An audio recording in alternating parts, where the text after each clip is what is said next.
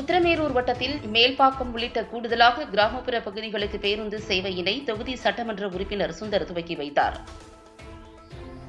காஞ்சிபுரம் மாவட்டம் உத்திரமேரூர் போக்குவரத்து பணிமனையின் கீழ் இயங்கும் காரணி மண்டபத்திலிருந்து காஞ்சிபுரத்திற்கு மேல்பாக்கம் வழியே புதிய பேருந்து சேவையை தொகுதி சட்டமன்ற உறுப்பினர் சுந்தர் துவக்கி வைத்தார்.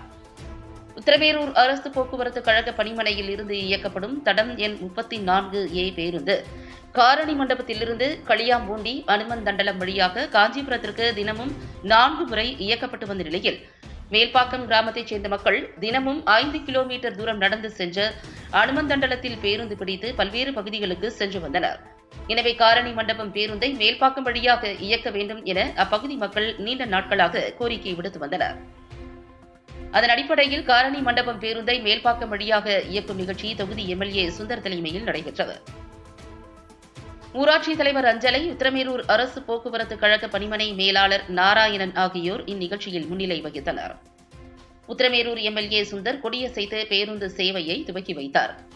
இதில் ஒன்றிய திமுக செயலர் ஞானசேகரன், ஒன்றிய இளைஞரணி துணை செயலாளர் ஆதி நாராயணன், பணிமனை தொமுச தலைவர் உமாபதி உட்பட உத்திரமேரூர் போக்குவரத்து பணிமனையின் தொழிற்சங்க நிர்வாகிகள் பலர் பங்கேற்றனர்.